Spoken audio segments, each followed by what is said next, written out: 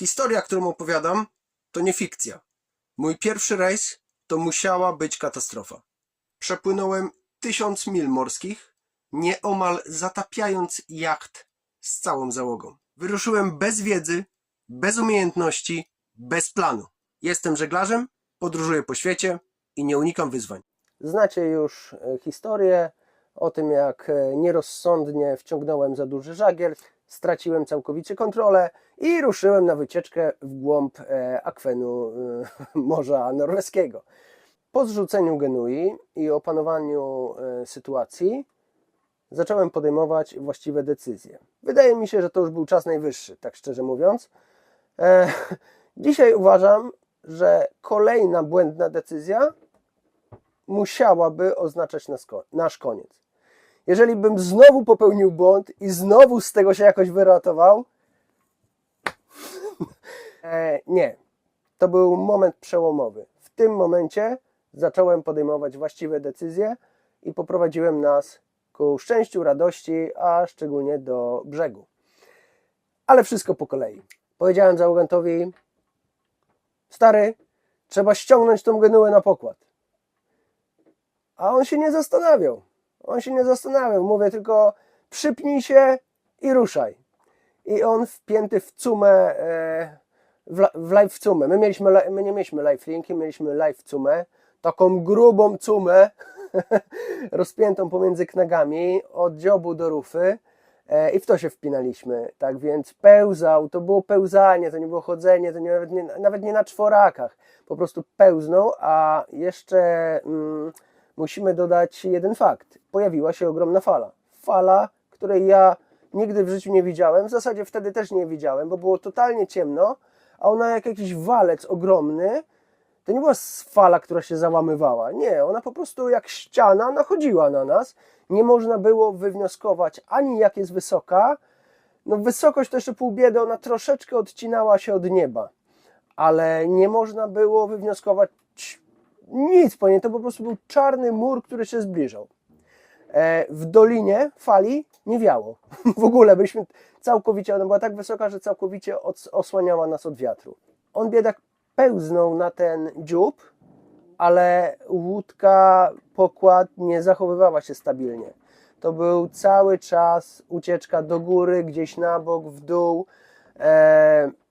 Był problem, bo w momencie, kiedy straciliśmy prędkość, straciliśmy też kontrolę. Tak, kontrolę. To tak jakbyśmy ją wcześniej mieli.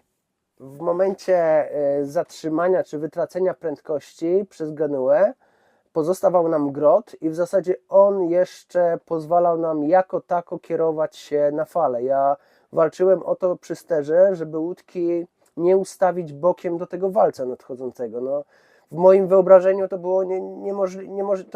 To właśnie miało oznaczać koniec. To uderzenie tej fali prosto w burtę to nie było coś, czego chciałem doświadczać. Tak więc mieliśmy grota, ustawiłem się gdzieś pod kątem 45 stopni, uruchomiłem silnik, który odpalił jak nigdy, no, ale silnik jeszcze nam za wiele nie pomagał. Z racji tego, że Genua pływała w morzu gdzieś dookoła burty, gdzieś tam pływał też szot i coś jeszcze, ale nie pamiętam co. Wiem co! Mieliśmy kontra V Genui, czy tam kontra V Foka. On sięgał gdzieś do połowy kadłuba, bo po prostu linka była za krótka. I dopełzając gdzieś do wand, kolega mógł już zacząć ściągać po prostu tym kontra V-em Genuę. Ostatecznie to i tak niespecjalnie dobrze się udało, bo trzeba było pójść na sam dziób do sztagu i ręcznie tą Genuę ściągnąć, a następnie wybrać ją z tej wody i położyć na pokładzie. No, syzyfowa robota, wiatr robił dokładnie przeciwną, ale on walczył tam na pokładzie, działał na tyle, na ile mógł. W którymś momencie jego misja zakończyła się całkowitym powodzeniem ku memu szczęściu. Ja tymczasem próbowałem zrozumieć, jak się nie dać przejechać temu walcowi, tej fali. To, że ja uruchomiłem silnik, ale czekałem i nie mogłem uruchomić śruby. tam w wodzie wszystko pływało. No byłem pod tym względem bezradny. Po prostu zostało mi czekać. Ten czas, te chwile upływające były naprawdę bardzo długie. Znaczy, no wyobraźcie sobie, naciera na ciebie coś, co chcecie dorwać, zatopić, wprowadzić w ruch obrotowy, poprzeczny, no ogólnie zrobić straszną krzywdę, a ty mimo tego, że masz ster, mimo tego, że chodzi silnik i ręka aż świerzbi, żeby sięgnąć do tej manetki, dać gazu i wstawić się dziobem do tej fali, to nie możesz tego zrobić. Nie możesz. I nie zrobiłem. Wytrzymałem. I to była dobra decyzja. Chciałbym, żebyście mnie zrozumieli. Dotarło do mnie wtedy, w tym momencie, że ja każdą decyzję od tego miejsca, jeżeli chcę przeżyć i chcę uratować tę załogę jacht, to ja muszę podejmować tylko właściwe decyzje. Tam nie było miejsca na żaden błąd. A opcji na błąd było bardzo dużo. Choćby uruchomienie śruby w tym momencie. Drobiazg. Ale to byłby kolejny koniec. Tam już nie było. Staliśmy na urwisku, patrzyliśmy w dół i każdy krok najmniejszy do przodu oznaczał katastrofę. Wytrzymałem. Wyczekałem. Załogant wrócił, rzucił się susem do kokpitu, bardziej wpadł niż wszedł. Rzucił mi shota, mówi trzymaj! Ale to nie było koniec akcji. Ja już miałem przygotowane kolejne zadanie. Ja myślałem o 3 kroki do przodu. Co dalej, co dalej? On nie zdążył usiąść, czy tam położyć się. To, co akurat było możliwe w tych warunkach. Jachtem nadal miotało. Mówię do niego, wybierz lewy shot. On wybrał lewy shot. Ledwo skończył, wybierz prawy shot. Oddałem mu go. On się rzucił. Wszystko, co robił należąco. Po prostu rzucał się w inne miejsca. Wyobrażacie sobie, jaki to jest wysiłek, co to się dzieje z człowiekiem, z błędnikiem. No, tak się działo. Rzucił się. Ja nadal nie mogłem uruchomić silnika, bo mimo tego, że Genua była na pokładzie, to ona nie była przywiązana.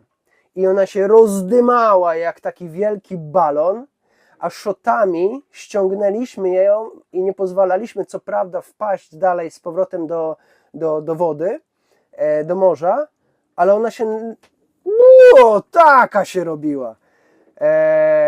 Kolejna akcja polegała na tym, musieliśmy ją przywiązać do pokładu, bo żaden silnik, żaden bieg, żadna maksymalna prędkość nie pokonałbym tej siły, która nadal obracała, Genui, która obracała jacht. Tego nie sposób było pokonać. Musieliśmy najpierw ją okiełznać. Mówię do tego samego załoganta, słuchaj, na pokład przypnij się i musisz tą Genuę opanować. I słuchajcie, on w jakiejś pozycji takiej pół leżącej, pół siedzącej, podnosi się na łokciach, widzę z ogromną trudnością. Ja miałem latarkę, już nie pytajcie skąd ja ją miałem na głowie. No miałem pewnie wieczór, planowałem, przewidywałem, że będą problemy, to miałem czołówkę na głowie. Ja tą czołówkę uruchomiłem, w którymś momencie zaświeciłem mu w twarz i zobaczyłem, no po prostu facet był zielono-fioletowy, dokładnie, dosłownie. On zrobił co miał, wykonywał polecenie za poleceniem, ale widać było, że sięgnął kresu. Zrobił świetną robotę, w najważniejszym momencie opanował, zatrzymał, wyciągnął tą Genuę, jeszcze poobijał się trochę po kokpicie i w tym momencie jego organizm powiedział: sorry stary, nie dam rady więcej. Ale wyobraźcie sobie, że ja mu mówię, że musisz iść tam na pokład, a on się podnosi, niemalże ostatkiem sił, ciężko już chorując i chce tam iść. Takich miałem ludzi. Takich miałem ludzi na pokładzie.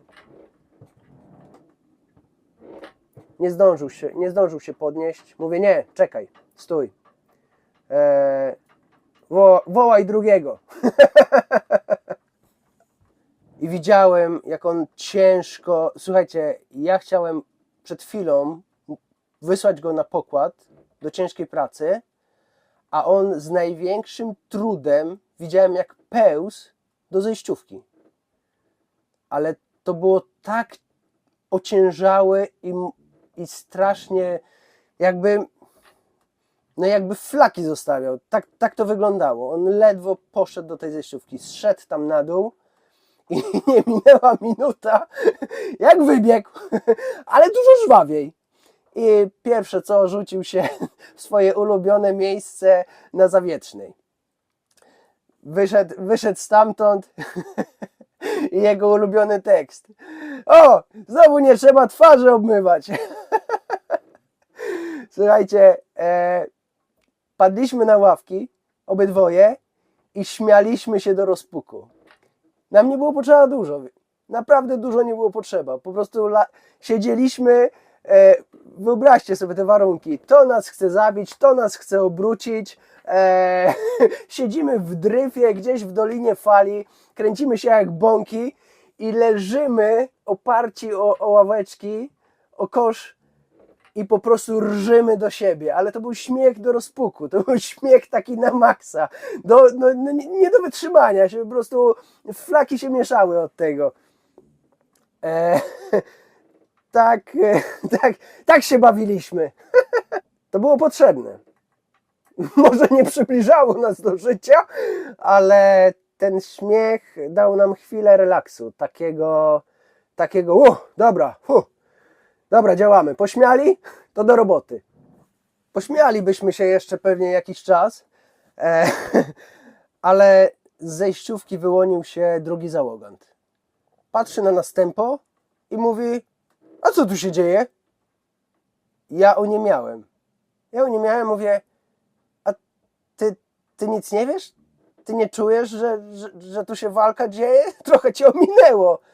On mówi: no coś tam czułem, coś bujało, ale czy to pierwszy raz buja? Stał w zejściówce w samych gaciach i czołówce na czole. Półnagi. Próbuje się obudzić i rozmawia z nami, jakbyśmy byli, nie wiem, na kawie, w kafejce. Zupełnie luz kompletny. Na chwilę wyrwał mnie z rzeczywistości. Opuściłem morze i znalazłem się w jakimś spokojnym, bezpiecznym miejscu, w którym gadam sobie z kumplem. On obrócił się w stronę dziobu, poświecił tam sobie światłem, zobaczył, co tam się dzieje. Nie wiem, ile zobaczył, ale chyba dopiero wtedy zaczął zdawać sobie powolutku sprawę z tego, jak poważna sytuacja. I wyobraźcie sobie moje zaskoczenie, kiedy ten świr, nie można tego inaczej nazwać, tak jak stał w zejściówce, tak wybił się z ławeczki, uniósł się na rękach i płasko padł na pokład, gotowy iść wykonać polecenie. A, nie powiedziałem, jakie polecenie. No powiedziałem mu, że trzeba uwiązać tą genuę, bo nie mam sterowności i w ogóle jest niedobrze. Że nie jest najlepiej. I on w tych gaciach był gotowy wyjść na pokład i iść wykonać zadanie. Takich ludzi miałem na pokładzie. Oni nigdy nie byli na morzu. Oni nie robili, oni nie wiązali węzłów. Oni nic nie robili. Po prostu byli najlepszymi, najbardziej właściwymi ludźmi, z jakimi mogłem tam wtedy być. Wtedy byłem zszokowany. A teraz jestem po prostu z nich dumny. Przez cały czas jestem z nich dumny. Muszę im to przypominać częściej. Znaczy kiedykolwiek muszę im to przypomnieć. Nie, no może z raz powiedziałem. Jakaś tam mowa była później po tym wszystkim. Ale wiecie, są rzeczy, jak to jest, co na morzu, to na morzu zostaje, nie? On reagował tak szybko, że ja puściłem ster, rzuciłem się na niego, złapałem go za bose stopy, ciągnąłem go z powrotem ale najpierw się ubierz, chłopie. I tyle. Cały komentarz. Kolejne minuty były długie, ten chorujący pomagał się ubrać, znaczy mieliśmy jedną uprząż, więc on zdejmował z siebie tą uprząż, pomagał się tamtemu ubrać. Kto zakładał uprząż, ten wie, że jak jest spokojnie i masz dużo miejsca, to ją założyć, to jest spoko, a jak jest w warunkach, o jakich opowiadam, no to nie jest proste. Tak więc we dwójkę się ubrali i w końcu on zaczął się czołgać wpięty już w stronę dziobu, a tamten załogant, który już chorował, zaległ przy mnie ciężko, boleśnie i widać było, że to jest takie ja już się nie ruszam, rób co chcesz, mój wieczór się w tym momencie kończy. Mijały długie minuty. Ten na dziobie, który poszedł z zadaniem do wykonania, siedział, jakby wam to wytłumaczyć, może to nie jest bardzo ważne, ale chciałbym, żebyście to zrozumieli, bo to wiele mówi o naszym nastawieniu. Zacznę od początku, bo tak to nie dojdziemy do ładu. Siedział na dziobie, coś jakby po turecku, ręce włożył gdzieś pomiędzy nogi, a głowę miał opuszczoną. W którymś momencie, nie chcę, żeby to zabrzmiało jak żart, mówię do tego, który zaległ przy mnie: ty, czy on zasnął? Tak to wyglądało. A usłyszałem w odpowiedzi: nie wiem, ale chyba mu tam dobrze. Może widoki podziwia? Druga fala śmiechu przyszła właśnie w tym momencie. Ten żart sytuacyjny, ta swoboda rozmowy, ta po prostu... Chcę wam wytłumaczyć, że mimo sytuacji, w jakiej się znajdowaliśmy, nie było miejsca na panikę. Były żarty, były krótkie, wyraźne dyspozycje, były wykonywane te dyspozycje, trochę się pośmialiśmy, mieliśmy świetne humory. To naprawdę nie była ani wtedy, i miałem tą świadomość, ani teraz, miałem świadomość, że trudna sytuacja nie odzwierciedlała się w naszym zachowaniu. My byliśmy: zróbmy sobie teraz tamto, a później zrobimy tamto i tamto. Mniej więcej tak to wyglądało. Nie wiem, czy to jest dobrze, ale działało. Po prostu działało. Myślę, że stres by nas zabił. Natomiast działania podejmowane właśnie na tej zasadzie, takiego komfortu psychicznego, prowadziły do gaszenia ogromnego pożaru, ale krok po kroku. Nie byliśmy w stanie po prostu naraz wyprowadzić się z tamtej sytuacji jednym konkretnym działaniem. Było bardzo dużo rzeczy do wykonania, bardzo dużo zadań i wykonywaliśmy je jedno. A reszta była w totalnym chaosie. Wszystko latało we wszystkie strony, nie miało to znaczenia. W momencie, kiedy skupiałem się na tym, bądź cała załoga skupiała się na ściągnięciu Genui, to cały świat zrobił się taki malutki i byliśmy tylko my i ta Genua. Kiedy trzeba było wykonać kolejny krok, świat robił się malutki, byliśmy my i ten jeden krok. To jest metoda na przeżycie w trudnych warunkach. W końcu wrócił do nas. Wrócił, wykonał misję, ale nie dałem mu zejść do kokpitu, trzeba było pracować. Ja mówię: nie ma tak lekko. Idź do grota, grot w dół. I tak krok po kroku, jak już wspominałem, szliśmy w stronę przetrwania. Nie mieliśmy już żagli, a jacht na silniku, na niemalże pełnej mocy, zdawał się być niemalże pod kontrolą. Niemalże, gdyż nie wiem, czy to jest jeden z najlepiej zapamiętanych przeze mnie odczuć.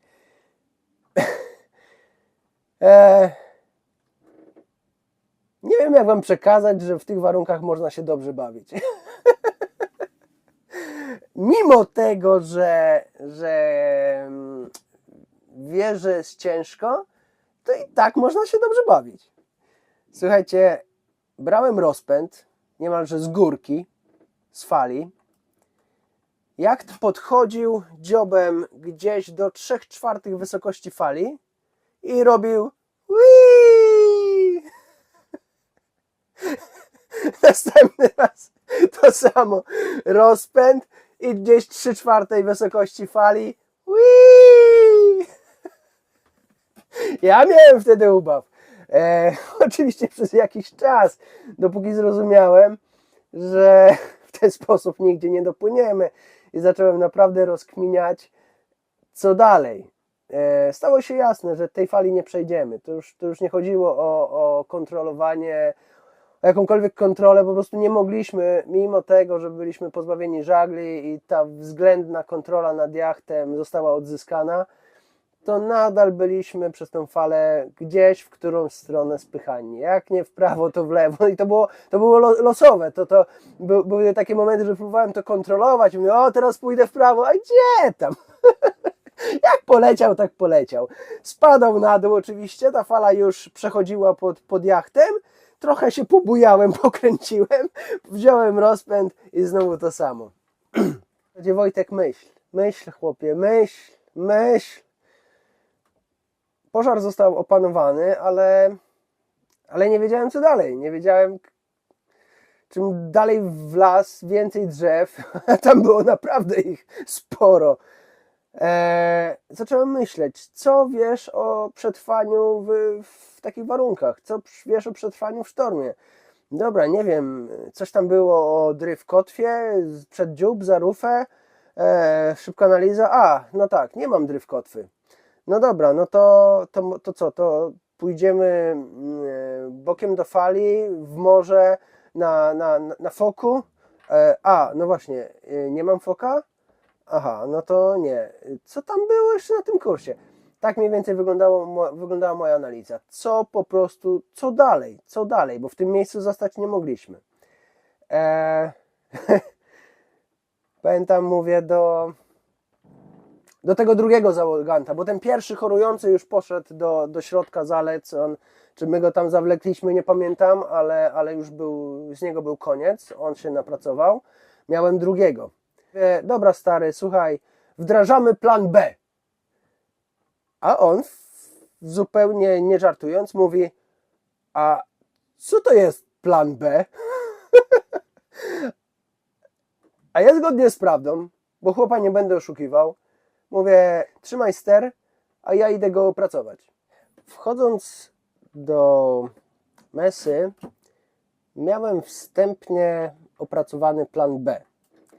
On był w powijakach. To była taka ulotna myśl, która musiała zostać dopracowana, dojrzeć. Nie wiem, na ile ta myśl musiała dojrzeć, co po prostu ja musiałem dojrzeć, by podjąć tę decyzję. Obserwując falę, zauważyłem, że z razu na raz ona staje się coraz większa. To mnie skłoniło do działania w największym stopniu. Komfortowo byłoby pozostać tam, gdzie byliśmy,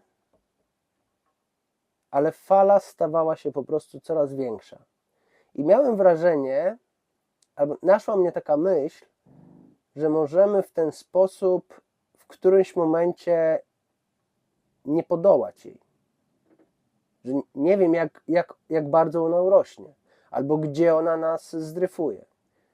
Dalszy brak działania nie wchodził w grę. Wchodząc do mesy, ruszyłem prosto do plotera.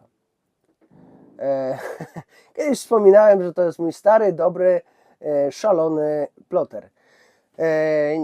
Był stary, nie był dobry, a szalony dlaczego?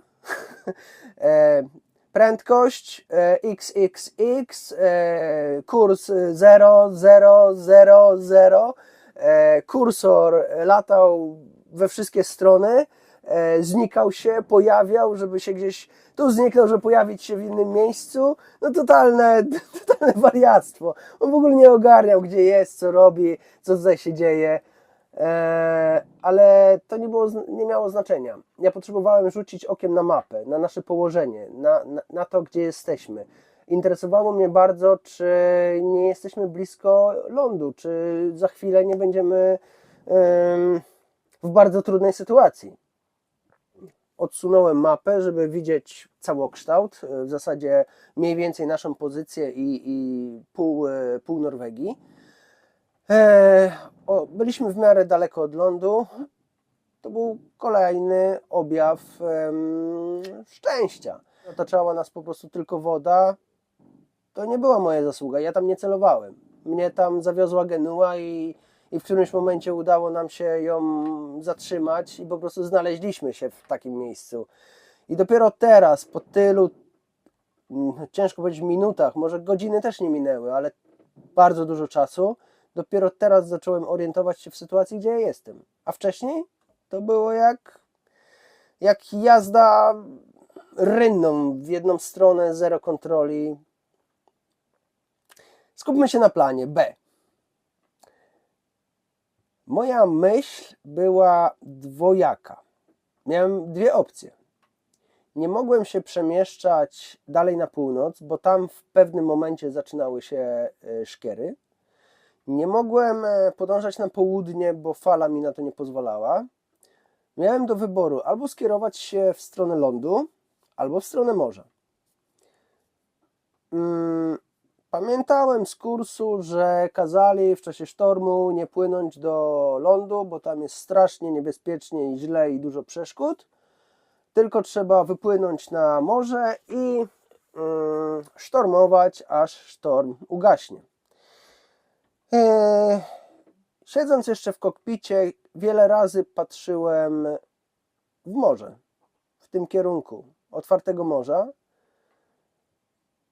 I powiem Wam szczerze, że bałem się. Myśl o tym, by spełnić poznaną teorię z kursu i ruszyć w morze i sztormować tam przez 3 dni, była dla mnie tak przerażająca. Sztywniałem ze strachu, kiedy tylko myślałem o czymś takim. Bałem się. Decyzja, którą podjąłem tej nocy, pierwszy raz i ostatni raz zarazem, kierowana strachem, była właśnie ta, kiedy zdecydowałem, że płyniemy w stronę lądu. W tej jednej sytuacji zadecydował strach. To było, dodam, że to było bardzo wyjątkowe uczucie. Przeczucie. Ja byłem pewien, absolutnie pewien, że jeżeli ruszymy w stronę tego morza, otwartego morza, to zginiemy. Ja to czułem niemal fizycznie.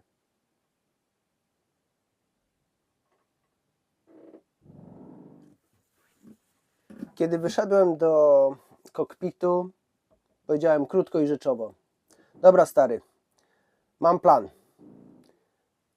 Biorę ster.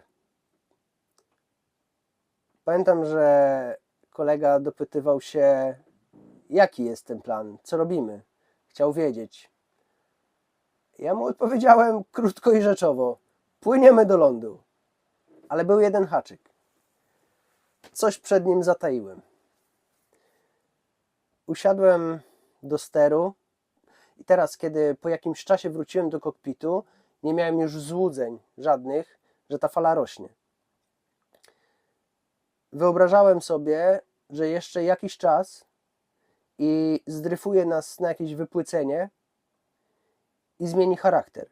Z takiego owalnego i spokojnego, który stanowi po prostu mur nie do przejścia, w załamującą się falę, której nie oprzemy się w żaden sposób. Spieszyłem się. Chciałem jak najszybciej stamtąd uciec. Zataiłem coś, czego się sam bardzo bałem. Żeby ruszyć do lądu, w stronę lądu, musiałem ustawić się burtą do fali. Musiałem ustawić się burtą do fali, świadomie, do fali, pod którą nie byłem w stanie dziobem podjechać. Wszyscy, którzy żeglują, to na pewno rozumieją moją niepewność w takiej sytuacji, a dla osób, którzy słuchają, a nie żeglują, musicie wiedzieć, że w pewnym momencie, przy pewnej wysokości fali, przy pewnej jej długości, szerokości, w skrócie sile i mocy, taka fala jest w stanie obrócić jacht do góry nogami.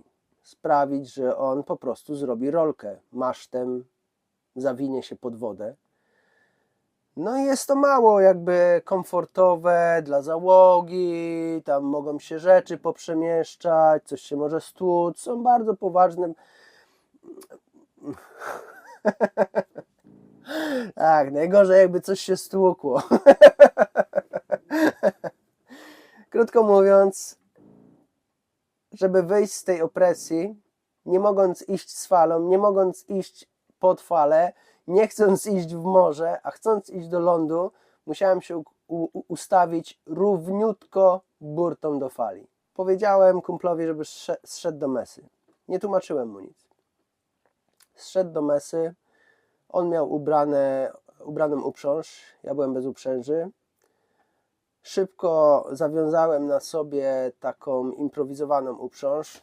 To jest taki myk, że obwiązujesz się grubą linką za plecami, przeplatasz między udami, zaciągasz do góry, przechodzi przez ramiona i z przodu wiążesz na tym, który wcześniej... Wygooglajcie sobie. Teraz i tak się nie będziecie uczyć. Zostałem sam w kokpicie. On nie wiedział, czemu go odsyłam. Nie mówiłem. Jakby teraz narada i tłumaczenie, co zrobię, co się może stać. Może tak było trzeba zrobić. Może ich jakoś przygotować, może by się chwycili, ale słuchajcie, no gdybyśmy wtedy pod tą falą zaliczyli rolkę, ja nie miałem żadnych wątpliwości. Były dwie opcje. Albo się uda, no albo już to, czy sobie guza nabiją, to nie będzie miało większego znaczenia. Drogi widzu, dokładam wszelkich starań, byś czuł satysfakcję z czasu spędzonego na moim kanale. Możesz sprawić, że i ja będę czuł satysfakcję z mojej pracy. Oglądasz? Subskrybuj.